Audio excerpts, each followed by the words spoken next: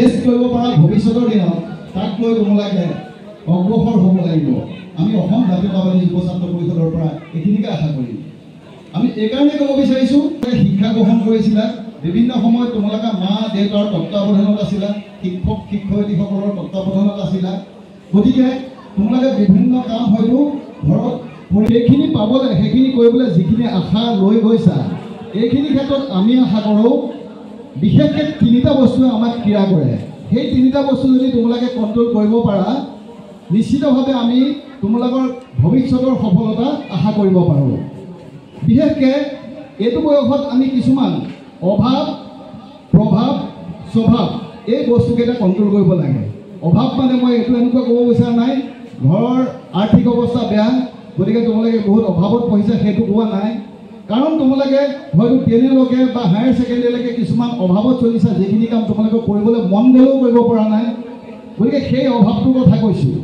কাৰণ আমি তেনেকুৱা দেখিছোঁ বহুত ছাত্ৰ ছাত্ৰী বিপথে পৰিচালিত হৈছে, কাৰণ তেওঁলোকে বহুত ডেফিচিয়েঞ্চি দেখে জীৱনত, সেইখিনি পূৰাবলৈ বিচাৰে।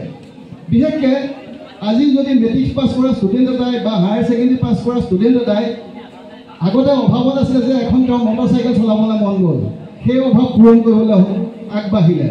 কোনো ষ্টুডেণ্টে হয়তো বেয়া সংগ কৰি কেতিয়াবা গুটকা নিচাজাতীয় দ্ৰব্য সেৱন কৰিবলৈ ল'লে, পৰ্যায়ক্ৰমে তেওঁ জীৱনটো অন্য এটা ছাইডত প্ৰভাৱিত হৈ গতি কৰিলে। যিখিনি কষ্ট পাবা সেই কষ্টখিনি ত্যাগ কৰি হ'লেও তোমালোকে যাতে তোমালোকৰ ভৱিষ্যতটো আগবঢ়াই নিব পাৰা, সেইখিনি আমি আশা কৰিম। মৰমৰ ছাত্ৰ ছাত্ৰীসকল, তোমালোকে জীৱনত সফলতা পাবলৈ আচলতে সদায় দুটা বিষয়ৰ ওপৰত গুৰুত্ব আৰোপ কৰিব লাগে। সেই দুটা সফলতা পাবৰ কাৰণে চিন্তা কৰি আগবঢ়া, নিশ্চিতভাৱে তোমালোক সফল ব্যক্তি হ'বলৈহে আছিলে। সেইকাৰণে অৰ্জুনে লক্ষ্য ভেদ কৰিব পাৰিছিলে। সেইকাৰণে আমি আশা কৰিম যে তোমালোকৰ দৃষ্টি তেনেকুৱা হ'ব লাগিব যে যিটো কাম তোমালোকে কৰিম বুলি ভাবিছা কৰিব পাৰিব লাগিব, নিজৰ ওপৰত আত্মবিশ্বাস ৰাখিব লাগিব। নিশ্চিতভাৱে তোমালোকেও সেইখিনি কাম কৰিবলৈ আগবাঢ়ি যাবা। মহান ব্যক্তিসকলৰ তোমালোকে জীৱনীবোৰ চাবাচোন, তেখেতসকলে জীৱনত সফলতা পাবলৈ কি কাম কৰিছে। মই এটা সৰু উদাহৰণে দিব বিচাৰিছোঁ, তাতকৈ বহুত মহান ব্যক্তি হয়তো আছে, তোমালোকে আত্মজীৱনী পঢ়িলে নিশ্চিতভাৱে পাবা। তোমালোকে নিশ্চিতভাৱে কল্পনা চাওলাৰ নাম শুনিছা। পঞ্জাৱ পেজৰ কাৰ্ণাল নামৰ এখন ঠাইত কল্পনা চাওলাই জন্ম লাভ কৰিছিলে, নহয়নে? কিন্তু কল্পনা চাওলাক সেই সময়ত শিক্ষকে সুধিছিলে যে তোমাৰ জীৱনৰ লক্ষ্য কি? তেতিয়া কল্পনা চাওলাই উত্তৰ দিছিলে যে মই মহাকাশচাৰী হ'ব বিচাৰোঁ। তেতিয়া শিক্ষকে কৈছিলে গাঁৱৰ ছোৱালী, সৰু ছোৱালী, কিনো মহাকাশচাৰী হ'ব বিচাৰ বহ বুলি কৈছিলে। কিন্তু কল্পনা চাওলাৰ নিজৰ লক্ষ্যৰ প্ৰতি আত্মবিশ্বাস আছিলে, গতিকে তেওঁ কষ্ট কৰিছিলে বহুত। তাৰপাছত তোমালোকে চোৱাচোন কেনেকৈ কলম্বিয়া জানত মহাকাশ ভ্ৰমণ কৰি ঘূৰি আহিলে। অৱশ্যে তেওঁৰ মৃত্যু হ'ল, কিন্তু সমগ্ৰ বিশ্বই তেওঁক চিনি পায়। বহুত দেখিছোঁ। আমি আমাৰ অসমৰে এটা সাধাৰণ উদাহৰণ দিব বিচাৰিছোঁ যে তিনিচুকীয়াৰ কাকপথাৰৰ কৈলাশপুৰ নামৰ এখন ঠাই আছে।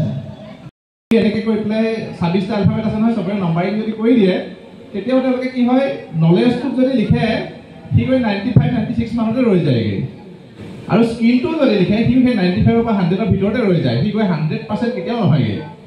কিন্তু এতিয়াতো প্ৰতিযোগিতামূলক পৰ্যায় এটা আছে, ল'ৰা ছোৱালী এটাই 99 পালেও মাক বাপেকে কয় আৰু ভাল কৰিব লাগিছিলে, 100 পালেও কয় যে আৰু অলপ ভাল হোৱা ভাল আছিলে, 100তকৈ ওপৰত ভাল কেনেকৈ কৰিব, উপায় নাই। কিন্তু তথাপিতো প্ৰতিযোগিতাটো ইমানেই বাঢ়ি গৈছে যে 100 পালেও এতিয়া মানুহ ছিকিউৰ নহয় যে মই 100 পালে যে ছিট পাম, 100 পালে যে মই ভবা বিষয়টো পঢ়িবলৈ পাম, তেনেকুৱা কোনো নিশ্চয়তা নাইকিয়া হৈ গ'ল।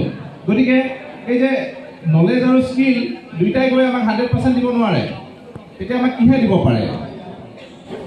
এনেকুৱা এটা আছে বস্তু, যিটো বস্তুত কি হৈছে, আমি যদি এইটো হৈছে কেলকুলেশ্যন, এইটো দেখুৱাবৰ কাৰণে কৰিছে, কিন্তু এটা বস্তু আছে তাত কি হৈছে 100 ওলায়, কি হৈছে এটিটিউড।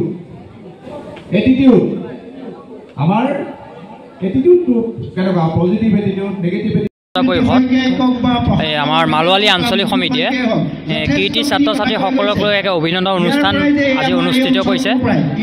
আমাৰ অভিনন্দন অনুষ্ঠানৰ এটা মূল উদ্দেশ্য হৈছে যে ছাত্ৰ ছাত্ৰীসকলে যে নিজৰ যাতে ইয়াৰ পৰাই যাতে তেওঁলোকে আৰু আমি তেওঁলোকক দ্বিতীয়বাৰৰ বাবে তেওঁলোকৰ অভিনন্দন অনুষ্ঠান আমি তেওঁলোকক পাতিবলৈ তেওঁলোকক আমি উদগনি জনাব যে তেওঁলোকৰ শিক্ষাৰ ক্ষেত্ৰতে হওক বা ভৱিষ্যতৰ ক্ষেত্ৰতে হওক, লগতে তেওঁলোকে যি সমাজ ব্যৱস্থা বৰ্তমান ছাত্ৰ ছাত্ৰীসকলে নিজক শিক্ষাৰে সুখ্যাতে এজন ছাত্ৰ ছাত্ৰী গঢ় লৈ উঠে, কিন্তু যি সামাজিক জ্ঞান বৰ্তমান এই নীতি শিক্ষাখিনি কিন্তু প্ৰায়বিলাক ছাত্ৰ ছাত্ৰীৰ লগত আমি কিন্তু নীতি শিক্ষাখিনি নেদেখোঁ।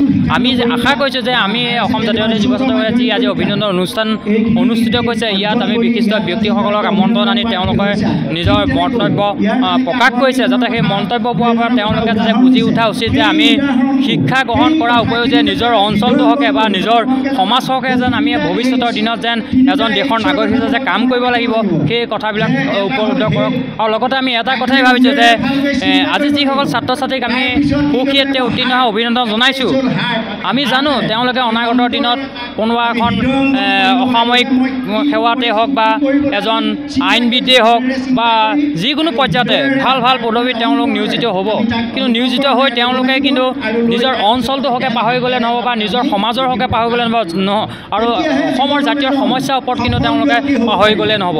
সেইকাৰণে যাতে আমাৰ এই অৰাজনৈতিক জাতীয় সংগঠনবিলাকে আমি এইটো কাৰণে অভিনন্দন অনুষ্ঠানটো অনুষ্ঠিত কৰিছোঁ, যাতে তেওঁলোকেও যেতিয়া এজন বিষয়া হ'ব, এখন টেবুলত বহি থাকিব, যাতে সেই টেবুলখনৰ পৰা তেওঁলোকে যাতে সেই ৰাইজৰ সেই যি অভাৱ অভিযোগ সমস্যা থাকে তাৰ ওপৰত আমি গুৰুত্ব দিব বুলি আমি আশা কৰিছোঁ। আৰু লগতে আৰু এটা এই আজি অভিনন্দন অনুষ্ঠানৰ লগত কাৰ্যসূচী ৰাখিছে, যি গ্ৰীষ্মকালীন বন্ধ আছিলে, গ্ৰীষ্মকালীন বন্ধৰ লগত সংগতি ৰাখি আমাৰ গোটেই অসমত যুৱ ছাত্ৰ পৰিষদৰ কেন্দ্ৰীয় সমিতিৰ নিৰ্দেশমৰ্মে প্ৰতিখন আঞ্চলিক সমিতিয়ে অসমীয়া জাতিৰ প্ৰাণস্বৰূপ শ্ৰী শ্ৰী শংকৰদেৱ গুৰুজনা আৰু মাধৱদেৱ গুৰুজনাৰ যি আমাৰ সংস্কৃতি, ভাওনা হওক, সত্ৰীয়া নৃত্য হওক, বৰগীতেই হওক, এইখিনিৰ ওপৰত যি আমাৰ গ্ৰীষ্মকালীন গৰম বন্ধৰ কৰ্মশালা দিয়া হৈছিলে, সেই কৰ্মশালাৰ শিকি আজি তেওঁলোকে যি আয়ত্ব কৰিলে ৰাতিলৈ সেইখনত সেই ছাত্ৰ ছাত্ৰীসকলেও সেই কৰ্মশালাৰ ওপৰত তেওঁলোকে পথ নিদৰ্শন কৰিব।